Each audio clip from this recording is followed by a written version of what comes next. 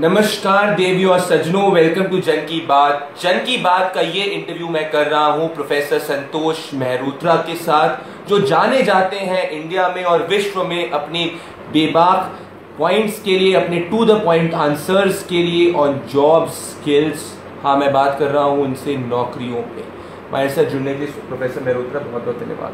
मैं आपको बताना चाहूँगा professor Mehrotra has been on the cusp of policy making with respect to jobs and skills. सरकार कह रही है नौकरियां हैं, स्वरोजगार के अवसर क्रिएट हो रहे हैं। डेटा ये बता रहा है कि नौकरियां जितनी होनी चाहिए उतनी नौकरियां नहीं है। प्रोफेसर मेहरोत्रा करीबन 20 सालों से आप नौकरियों पे पब्लिक पॉलिसी पे काम कर रहे हैं, जॉब्स और स्किल्स पे कमेंट करते हैं, आपने सरकारें देखी हैं। क्या हिंदुस्तान के में उतनी नौकरियां क्रिएट हो रही हैं जितनी होनी चाहिए? सच्चाई क्या है आपके हिसाब से? देखिए, सच्चाई क्या है ये तो डेटा बता रहा है हमको जी।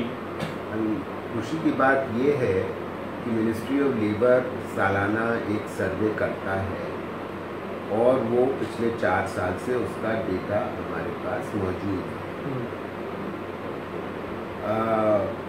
दुख की बात यह है कि बहुत से जर्नलिस्ट उस डेटा को देखते नहीं हैं और उसके बारे में लिखते नहीं हैं। कभी कुछ जर्नलिस्ट लिखते हैं और मुझे खुशी है कि आप इस मुद्दे को उठा रहे हैं, क्योंकि देखिए, सबसे बड़ी बात यह है जानना कि पिछले 5 साल से 2011-12 के बाद लगभग 50 लाख यंगस्टर्स, नौजवान लेबर फोर्स ज्वाइन कर रहे हैं, नौकरी ढूंढ रहे हैं, मगर नौकरियां उस रफ्तार से बन नहीं रही। और ये नौजवान थोड़ा पढ़े लिखे हैं क्योंकि एनरोलमेंट रेट्स बढ़ी हैं स्कूलिंग में, तो ये कंस्ट्रक्शन वर्क नहीं कर सकते। तो अब जो नौकरियां बढ़ने की संभावना है वो कंस्ट्रक्शन में बढ़ने की संभावना है, क्योंकि सरकार निवेश कर रही है प्रधानमंत्री आवास योजना में, ग्रामीण इलाकों में घर बनाने के लिए, रोड स्ट्रक्चर में 4 गुना ज्यादा, प्रधानमंत्री ग्रामीण सड़क योजना में अधिक निवेश हो रहा है। क्या वो लेबर डेटा को हमारे व्यूअर्स के सामने बता सकते हैं कि क्या डेटा कह रहा है, क्या है एग्जैक्टली डेटा? हाँ, डेटा ये कह रहा है कि जो जॉब्स पहले बन रहे थे उससे कहीं कम जॉब्स बन रहे हैं नॉन एग्रीकल्चरल सेक्टर में, मतलब इंडस्ट्री में और सर्विसेज में। और उसके अलावा जो लोग को कंस्ट्रक्शन में जॉब्स मिला करते थे, जो ग्रामीण इलाके छोड़ करके, खेती छोड़ करके आकर के कंस्ट्रक्शन में काम करते थे, उनके लिए कंस्ट्रक्शन में काम पिछले 6-8 महीने में तो थोड़ा बढ़ा है, मगर थोड़ा ही बढ़ा है, बहुत ज्यादा बढ़ा नहीं। लोग कहते हैं कि विमुद्रीकरण और डिमोनेटाइजेशन जो है वो इसके लिए रिस्पॉन्सिबल है। आज मैं मार्केट में बात करता हूँ, लोग कहते हैं कि भाई धंधा चौपट है, धंधे में इतना पैसा नहीं है। ये है जनता की बात, जन की बात की भाषा में। मैं अगर आपसे पब्लिक थोड़ी नीच लैंग्वेज में पूछूं, is demonetization a factor which is been responsible for this temporary slump? नहीं, टेम्पररी स्लम्प नहीं है। मैं तो आपको यही समझाने की कोशिश कर रहा हूँ कि जॉब्स की मात्रा में कमी पिछले 4 साल से आती चली जा रही है। विमुद्रीकरण तो उसके ऊपर से आया, तो वो जो असर हुआ वो तो उसके ऊपर से है। सबसे बड़ी बात ये ध्यान में रखने की है कि जॉब्स तब बढ़ते हैं जब निवेश बढ़ता है। जब प्राइवेट इन्वेस्टमेंट बढ़ता है तो पहली चीज तो पिछले साल भर में पब्लिक इन्वेस्टमेंट थोड़ा बढ़ा है, उसके पहले पब्लिक इन्वेस्टमेंट भी नहीं बढ़ रहा था, प्राइवेट इन्वेस्टमेंट तो बढ़ ही नहीं रहा। तो प्राइवेट इन्वेस्टमेंट अगर नहीं बढ़ेगा तो जॉब्स कैसे बढ़ेंगे? संभव ही नहीं है। $60 billion has been the incoming FDI that India has attracted post Make in India. तो वो पैसा कहाँ जा रहा है? आज India has become the destination where Apple has agreed to start its own manufacturing plants for producing iPhones. खुशी की बात है, FDI की मात्रा बढ़ी है, मगर FDI जादू तो है नहीं, जादू की छड़ी तो है नहीं कि आज पैसा आया, पैसे ने जॉब क्रिएट कर दिया। पैसा जॉब नहीं क्रिएट करता, पैसे से निवेश किया जाता है। निवेश करने में और फैक्ट्री या जो भी जिस भी एरिया में निवेश हो रहा हो सर्विसेज में, उसमें कंपनी बनने में, कंपनी को लोगों को हायर करने में वक्त लगता है। वो जब शुरू होगा तब शुरू होगा। मैं तो पिछले 3-4 साल की कहानी बता रहा हूँ कि इसका मुख्य कारण क्या है प्रोफेसर? अभी मैंने आपको बताया ना कि आपने बोला नहीं हो रहा है, तो इसके लिए सरकार क्या करे? आप अगर सरकार इन्वेस्टमेंट कर सकती है, मैं आपको बता, वो भी पहले मैं आपको बता चुका है। एक तो पब्लिक इन्वेस्टमेंट बढ़ा सकती है, वो पिछले साल भर में सरकार ने थोड़ा बढ़ाना शुरू किया है, मगर सरकार के पास सीमित पैसा होता है। बिल्कुल, उतना पब्लिक इन्वेस्टमेंट बिल्कुल, और उतने ही करेगी, इससे क्राउडेड होना चालू। प्राइवेट इन्वेस्टमेंट किस तरीके से बढ़ाया जाए? प्राइवेट इन्वेस्टमेंट बढ़ने के लिए प्राइवेट कंपनीज बैंक के पास जाती हैं, और आज आपके बैंक्स जो हैं वो एनपीएस में हैं, उनमें डेब्ट है। ये मानता हूं मैं, आरबीआई एक्ट आ चुका है जिसके तहत RBI being given the power to basically start working on removing this bad जी, पर समय लगेगा ना। नहीं, देखिए 3 साल तो बीत गए सरकार के। ये प्रॉब्लम तो 3 साल पहले भी थी ना, जब ये सरकार आई है। तो ऐसा तो नहीं था कि एनपीएस नहीं, तो एनपीएस तो बढ़ते ही चले गए जी। पिछले 3 साल से एनपीएस बढ़ते ही चले गए। तो अब जो इसका निवारण होना शुरू हुआ है, या खुशखबरी है, मगर देर आए दुरुस्त आए, ये बड़ी खुशी की बात है। मैं ये कहना चाहूंगा, पहली चीज नहीं, सुन लीजिए आप, पहले मेरी भी बात सुनिए। और दूसरी बात ये है कि कंपनी के पास स्वयं पैसा है। तो जो इकोनॉमिक सर्वे कहता है कि डुअल बैलेंस शीट प्रॉब्लम है, तो कंपनी की बैलेंस शीट की प्रॉब्लम है और दूसरे बैंक्स की बैलेंस शीट की प्रॉब्लम है। तो ये प्रॉब्लम आसानी से इसका निवारण होने नहीं वाला। 1-2 साल में इसका निवारण होने नहीं वाला जी। तो जब 1-2 साल में इसका निवारण नहीं होगा प्रोफेसर संतोष मेहरोत्रा, तो आप इस सरकार को ही पूरी तरीके से मैं कहूँगा इसके लिए जो भी जॉब नहीं क्रिएट हो रहे उसके लिए रिस्पॉन्सिबल कहेंगे, या आप कहेंगे कि सिस्टमैटिक प्रॉब्लम है जिसमें समय लगेगा ठीक होने में? इसका मुख्य कारण क्या है प्रोफेसर मेहरोत्रा? अभी मैंने आपको बताया ना कि आपने बोला नहीं हो रहा है, तो इसके लिए सरकार क्या करे? आप अगर सरकार इन्वेस्टमेंट कर सकती है, मैं आपको बता, वो भी पहले मैं आपको बता चुका है। एक तो पब्लिक इन्वेस्टमेंट बढ़ा सकती है, वो पिछले साल भर में सरकार ने थोड़ा बढ़ाना शुरू किया है, मगर सरकार के पास सीमित पैसा होता है। बिल्कुल, उतना पब्लिक इन्वेस्टमेंट बिल्कुल, और उतने ही करेगी, इससे क्राउडेड होना चालू। प्राइवेट इन्वेस्टमेंट किस तरीके से बढ़ाया जाए? प्राइवेट इन्वेस्टमेंट बढ़ने के लिए प्राइवेट कंपनीज बैंक के पास जाती हैं, और आज आपके बैंक्स जो हैं वो एनपीएस में हैं, उनमें डेब्ट है। ये मानता हूं मैं, आरबीआई एक्ट आ चुका है जिसके तहत RBI being given the power to basically start working on removing this bad जी, पर समय लगेगा ना। नहीं, देखिए 3 साल तो बीत गए सरकार के। ये प्रॉब्लम तो 3 साल पहले भी थी ना, जब ये सरकार आई है। तो ऐसा तो नहीं था कि एनपीएस नहीं, तो एनपीएस तो बढ़ते ही चले गए जी। पिछले 3 साल से एनपीएस बढ़ते ही चले गए। तो अब जो इसका निवारण होना शुरू हुआ है, या खुशखबरी है, मगर देर आए दुरुस्त आए, ये बड़ी खुशी की बात है। मैं ये कहना चाहूंगा, पहली चीज नहीं, सुन लीजिए आप, पहले मेरी भी बात सुनिए। और दूसरी बात ये है कि कंपनी के पास स्वयं पैसा है। तो जो इकोनॉमिक सर्वे कहता है कि डुअल बैलेंस शीट प्रॉब्लम है, तो कंपनी की बैलेंस शीट की प्रॉब्लम है और दूसरे बैंक्स की बैलेंस शीट की प्रॉब्लम है। तो ये प्रॉब्लम आसानी से इसका निवारण होने नहीं वाला। 1-2 साल में इसका निवारण होने नहीं वाला जी। तो जब 1-2 साल में इसका निवारण नहीं होगा प्रोफेसर संतोष मेहरोत्रा, तो आप इस सरकार को ही पूरी तरीके से मैं कहूँगा इसके लिए जो भी जॉब नहीं क्रिएट हो रहे उसके लिए रिस्पॉन्सिबल कहेंगे, या आप कहेंगे कि सिस्टमैटिक प्रॉब्लम है जिसमें समय लगेगा ठीक होने में? देखिए, बैंक्स किसके हाथ में जी? सरकार के हाथ में तो है। तो बैंक्स का में जो सुधार होना है और उनकी प्रॉब्लम्स को जो निवारण होना है, वो तो सरकार ही कर सकती है।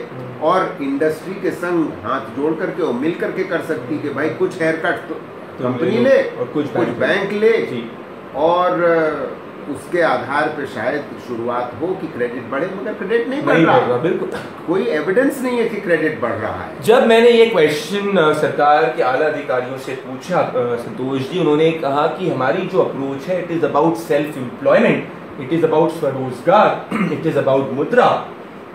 It is about startup India.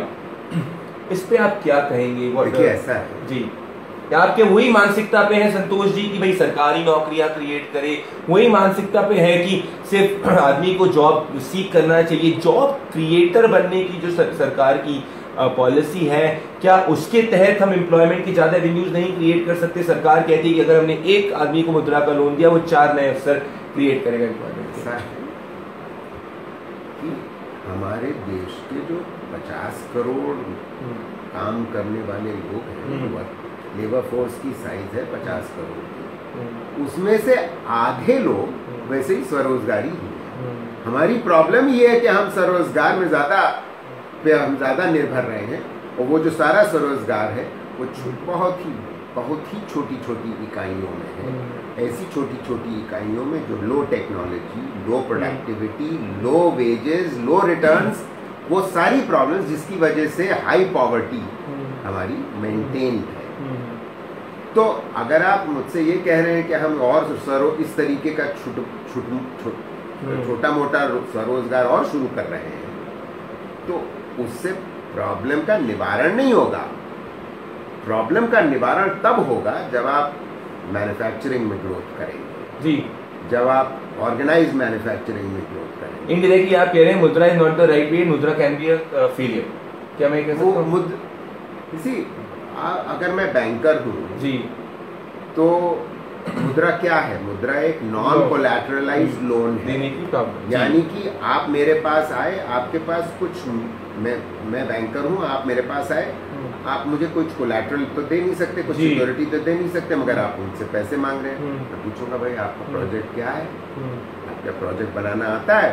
फिर अधिकतर आपको प्रोजेक्ट बनाना नहीं आता। तो हो ये रहा है कि अधिकतर मुद्रा के लोन्स जो स्वयंसेवी समूह पहले से बने हुए थे, खासतौर से महिलाओं के और आदमियों के मिले जुले जो स्वयंसेवी समूह बने हुए थे, सेल्फ हेल्प ग्रुप्स जिन्हें कहते हैं, उनको ज्यादा दिया जा रहा है। तो जो 7 करोड़ लोन की जो बात कर रही है सरकार, वो कह रहे हैं कि आप डायरेक्टली पीपल तक नहीं पहुंच रहे, परंतु ये जो सेल्फ हेल्प ग्रुप्स हैं उनके तहत। भाई आप बात समझने की कोशिश करिए, ये सेल्फ हेल्प ग्रुप्स अपने को पानी से ऊपर पानी को गरीबी रेखा मानते हैं, पानी से ऊपर रखने की कोशिश है और उससे ज्यादा कुछ नहीं है जी। इससे आप उम्मीद करें कि एक कायाकल्प होने जाने वाला है हमारे देश में, हमारी सकल घरेलू उत्पाद यानी कि जीडीपी ग्रोथ रेट बढ़ने जाने वाली है इससे। अगर ऐसा होना होता तो ये जो 7 करोड़ मतलब लोगों को इस तरीके के लोन्स दिए गए हैं, उससे सकल घरेलू उत्पाद बढ़ना क्या होता, मगर वो तो नहीं बढ़ रहा दिखता। संतोष जी, पर बात दरअसल ये है कि अगर मैं बात करूँगी, अगर मैं आपसे पूछना चाह रहा हूँ कि प्रिंसिपल प्रॉब्लम ये है कि हिंदुस्तान की जो अधिकतर लेबर है वो अनऑर्गेनाइज सेक्टर में है, और इसके लिए मैं आपको और जो लोगों ने पॉलिसी बनाए उसको भी एक तरह से रिस्पॉन्सिबल कहूँगा। आप डिफेंड कर सकते हैं, क्योंकि अगर आप 15-10 सालों से आप सब लोग स्किल्स पे काम कर रहे हैं, आप खुद स्किल्स की आला कमेटी में है, टॉप मोस्ट कमेटी में है, तो इतने टाइम से आप लोग ने क्यों नहीं उतने अवसर किए कि फॉर्मलाइज लेबर बढ़ पाए? Why are we only hovering between less than 10% of population is formalize sector? Why is not the policy makers creating a situation where more of India comes into the formal sector? क्या चल रहा था policy maker?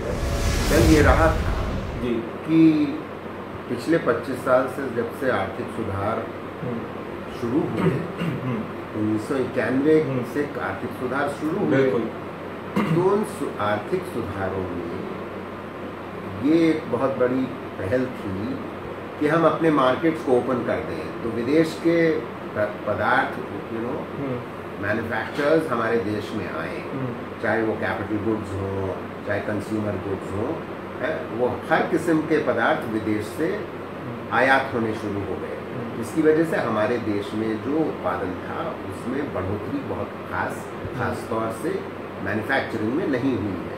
तो manufacturing में jobs ही नहीं बढ़े, तो जब जॉब्स बढ़े वो जॉब्स अधिकतर केवल सर्विसेज नहीं, कंस्ट्रक्शन में बढ़े, क्योंकि कंस्ट्रक्शन में निवेश हुआ और उन सर्विसेज में बढ़े जिनमें गई, तो वहाँ पे आपकी जॉब्स और कम हो गए।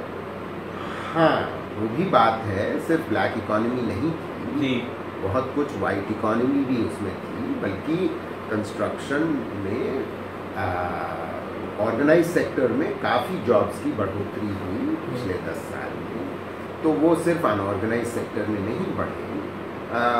तो जाहिर है, देखिए हमारे जैसे देश के जो पर कैपिटा इनकम वाले देश, विकासशील देश जिनको माना जाता है, उनमें मैन्युफैक्चरिंग पे तवज्जो देना बहुत ज़रूरी है, मगर वो तवज्जो नहीं दी गई है पिछले 25 साल। तो आप भी पॉलिसी मेकिंग में थे Santosh ji, you had headed the, you were on the top most policy makers, if you were being you were recommending this, you've been saying this from quite some time, why is the implementation not happening? Don't draw me into this unnecessarily. First of all, I am an advisor, not a maker of policy. I am only an advisor. The decisions are taken by senior IAS officers, and I never was an IAS officer, although I was in the rank of secretary. पहली चीज। दूसरी चीज, the major decisions are taken by major politicians. तो वो क्या decision ले रहे थे? सवाल यहाँ पर ये है, सवाल उनसे करिए आप, ये मुझसे क्या कर रहे हैं? मैं तो राय दे सकता हूँ, मैं तो वही राय, मैं आपको वही विचार आज प्रकट कर रहा हूँ जो मैं 5 साल पहले प्रकट कर रहा था। मगर अगर वहाँ सुनवाई हो रही होती तो ये बातें ना हो रही होती, तो सुनवाई नहीं होती। दिक्कत ये है तो इसका खमियाजा हमारे देश की जनता भुगत रही है, क्योंकि और हमारे देश के जो नौजवान भुगत रहे हैं और वो भुगतेंगे, क्योंकि अगर इस नीतिगत रूप से इसमें परिवर्तन खासतौर से मैन्युफैक्चरिंग की ओर नहीं आता, पॉलिसी की ओर, तो पॉलिसी में तो ये स्थिति नहीं बदलने वाली। Make in India was basically make in India जो था जी, the idea was to basically focus on yes perfectly where is it going wrong? well the evidence is so clear that the investment rate which was 38% of GDP in the year 2007-8 is currently at 26% of GDP. It's around 11% drop. 12 percentage point drop, sir. And it has never been as low as this in the last 20 years. Yeah, but because the global climate is also very It's not got to do with global climate alone. I'm sorry, excuse me. Because export to GDP ratio today is 25%. It was 25% in the year 2007-8, which is the peak year before the global economic crisis. तो global economic crisis से आप कह रहे हैं कि अरे हमारे export में बड़ा भयानक फर्क आना चाहिए। पर थोड़ा फर्क आया, मैं ये नहीं कह रहा, मगर पॉइंट ये है कि वो तो 25% है अभी भी हमारे घरेलू। But the difference has been the balance sheet of the banks in 2007-8 vis-a-vis the balance sheet of the banks right now. The balance sheet of the private in 2007-8 vis-a-vis the balance sheet. Is that the principal problem? That's a principal problem. तो वो principal problem को जल्द से जल्द उसका निवारण नहीं होगा। Tell me. The evidence is so clear that the investment rate, which was 38% of GDP in the year 2007-8, is currently at 26% of GDP. It's around 11% drop. 12 percentage point drop, sir. And it has never been as low as this in the last 20 years. Yeah, but because the global climate is also very. It's not got to do with global climate alone. I'm sorry, excuse me. Because export to GDP ratio today is 25%. It was 25% in the year 2007-8, which is the peak year before the global economic crisis. तो global economic crisis से आप कह रहे हैं कि अरे हमारे export में बड़ा भयानक फर्क आना चाहिए। पर थोड़ा फर्क आया, मैं ये नहीं कह रहा, मगर पॉइंट ये है कि वो तो 25% है अभी भी हमारे घरेलू। But the difference has been the balance sheet of the banks in 2007-8 vis-a-vis the balance sheet of the banks right now. The balance sheet of the private in 2007-8 vis-a-vis the balance sheet. Is that the principal problem? That's a principal problem. तो वो principal problem को जल्द से जल्द उसका निवारण नहीं होगा। Tell me 2 points which you want can be tweaked in the it can be back on track. What are the top 3 things which have to be tweaked? Well, I think the first thing is we should have a serious national manufacturing policy, which we still don't. Second, we have an inverted duty structure which allows imports to come in of finished products cheaper than the raw materials and the intermediates. That's the second thing that needs to happen. This government has done something in this regard for electronics and electronics only and not for anything else. As a result, the rest of our sectors are still suffering. And the third thing that the government needs to do is to make much more investment in agriculture, because agricultural growth has suffered very severely. If agricultural growth does not pick up, then demand doesn't grow from the rural masses of our country. Is constructing more public infrastructure vis-a-vis roadways? That's a very important intervention. The government has begun that in PMGSY, in Pradhan Mantri Awas Yojana, etc., as well as the Surface Transport Ministry. But you know, this is not enough. Okay. And one more pointed question on the first point. The focus on Make in India is not a substitute for a national manufacturing policy. Correct. Is what you say? Correct. Absolutely. So that as a initiative does not take the underpinning of a policy behind. That's right. No, not enough. It doesn't go far enough. We've got one sectoral package for garments and textiles. We quickly need a sectoral package for other labor-intensive manufacturing activity like leather. We need it similarly for food processing, which is also labor-intensive manufacturing activity. We need it for wood and wood products and furniture. Another, these are four major labor-intensive product groups which can generate lots of jobs. So this package is needed in order to revive the demand, is what? Absolutely. It's needed to put these sectors on the right track, but for reviving demand, you need other things. True. You need construction jobs to grow. When construction jobs grow, then wages begin to rise. Wages have been stagnant in the last 4 or 5 years. Sir, real wages have been stagnant. So, yes, government can claim inflation rate has come down. Yeah. Not good enough. So, you say that nominal wages are not rising. Why what is the reason for the nominal wages to not rise in the past 4 years is my question. Because jobs are not growing. So, it's just flat is what you say. Absolutely. No, that's right. So, inflation comes down, nominal wages are also flat. So, real wages are not growing. Absolutely. The nominal real wages are not growing. Demand cannot grow. Demand for consumer goods, manufactured goods or services cannot grow.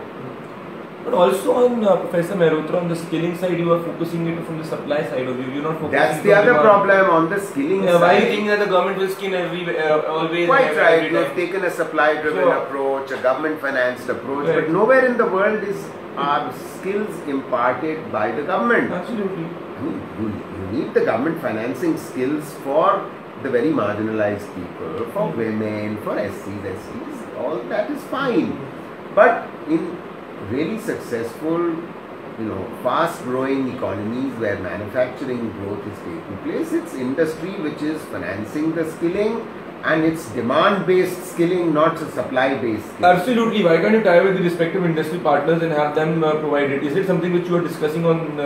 Have you pointed that out in the paper which is public, which you also co-authored? That's right. We submitted a report to the committee. Our committee submitted a report to the Ministry of Skill Development on precisely this subject, and we've suggested a way forward for how industry could be or should be engaged directly in financing as well as in providing the training on a demand basis. Financing in such a way that whatever they provide actually comes back to them as a reimbursable contribution.